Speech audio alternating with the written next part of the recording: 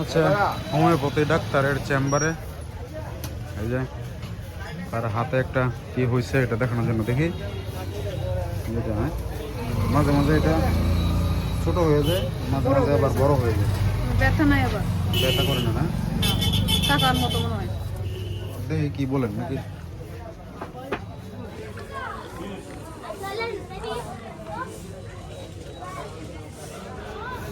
Doctor সাহেব আবার খাইতে গেছেন, কারণ উনি নাকি দুপুরে খাওয়া দাওয়া করেন নাই। বলছেন আমাদেরকে একটু বসার জন্য, যে খাওয়া দাওয়াটা সেরে তারপর আসবেন। আমরা অবশ্য না করি নাই, কারণ এখন 4টা 5টা বাজে।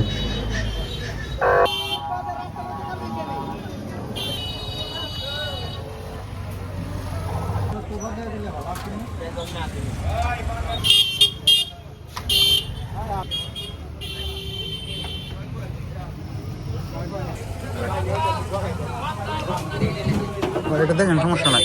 এই বাচ্চাটা দেখেন না, সমস্যা নাই।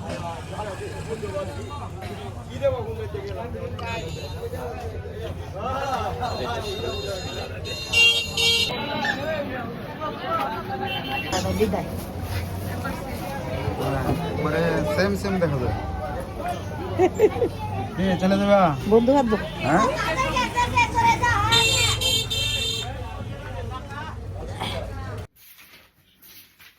সে কি বলে আই যাই জিউ জিউ, কি এটা সিদ্ধার্থ? এই যাও জি উজু কিছে বাবা? হ্যাঁ কিছে? কি কি কি সিদ্ধার্থ আজকে একা একা একা না, আমি ছিলাম না, পূর্বা কাছে ছিল। আমি ডাক্তারের কাছে গেছিলাম। যে হাতে একটা কি হয়েছে, 10-15 দিন যাবত দেখতেছি হাতে একটা বিচির মতো কি হয়েছে। বাবা একটু বসো বসো বসো। মানে একটা শক্ত লাগে, আর বিচির মতো কি হয়েছে, কোনো ব্যথা নাই আবার। পরে মেশোরে দেখাইলাম, মেশো বলতেছেন হোমিওপ্যাথিক ডাক্তার দেখানোর জন্য। তো হোমিওপ্যাথিক ডাক্তারের কাছে গেছিলাম।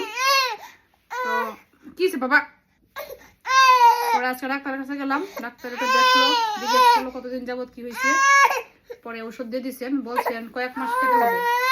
কয় মাস ঠিক বলেন নাই, মানে এটা না কমা পর্যন্ত ওষুধ খাওয়া লাগবে।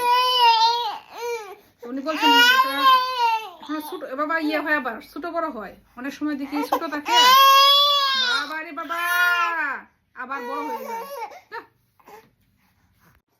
আমরা সাধারণত হোমিওপ্যাথিক ডাক্তারের কাছে যাওয়া হয় না।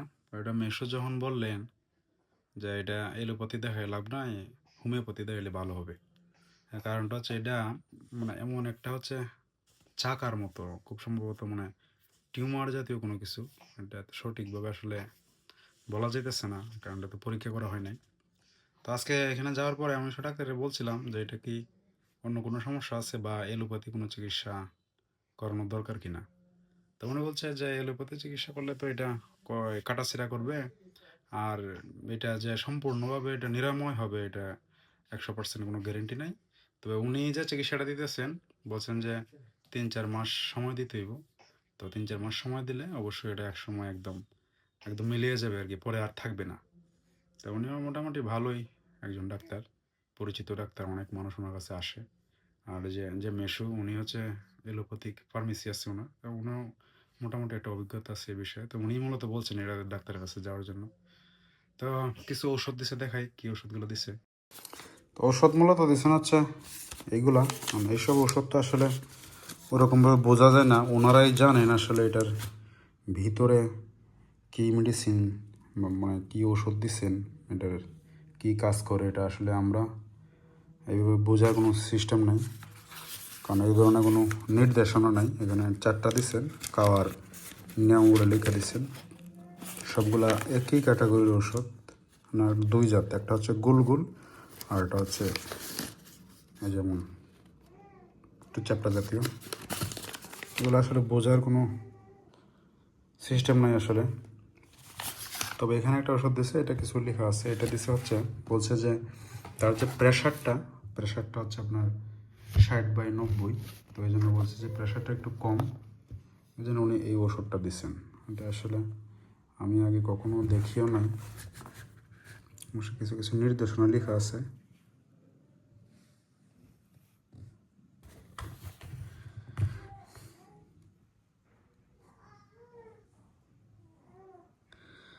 দেখি কি অবস্থা খাওয়ার পর, কিছুদিন পর কি অবস্থা দাঁড়ায় গিয়ে এটা।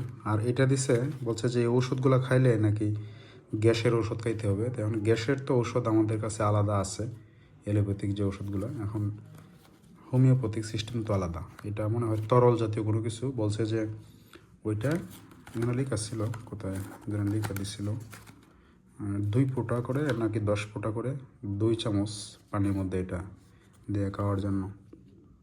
তো এই হচ্ছে ওষুধ এটা।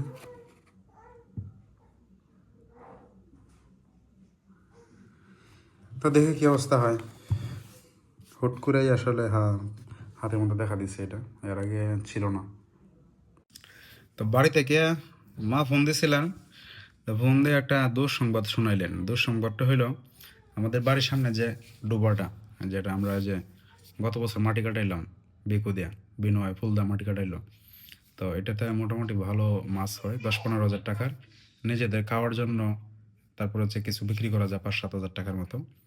তো ওইটা এবার হয়েছে কি, কে বা কারা রাত্রে এটার মধ্যে বিষ দিয়ে দিছে। আমি আবার এই যে আমাদের এই খন্ডা বা ডোবাটা, যে এটা কিছুদিন পরে আমরা মাছ ধরবো, ওই দিনও তো বলছিলাম আপনাদেরকে।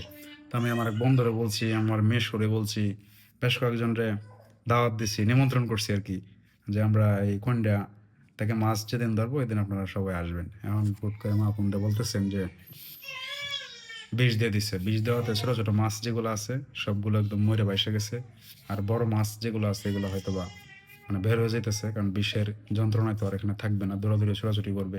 আর যেহেতু 3 দিকে হচ্ছে আপনার পার বাইসে গেছে, একদিকে হচ্ছে ওই ছোট আছে একদিকে, তো এইদিকে এরা বের হয়ে যাবে।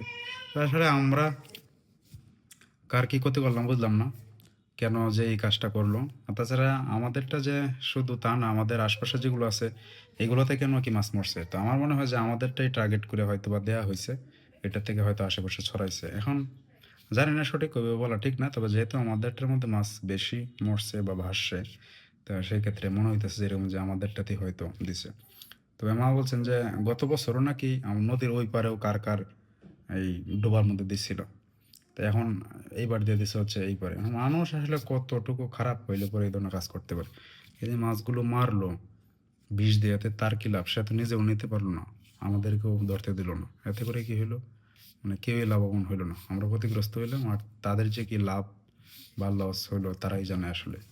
যাদেরকে বলছিলাম আমি তাদেরকে ফোন দিয়ে আসলে না করতে, অলরেডি একজনটা বলে দিছি যে মনে মন বিষয়, এই মাছ তো বিষ দিয়ে মারি ফেলছে।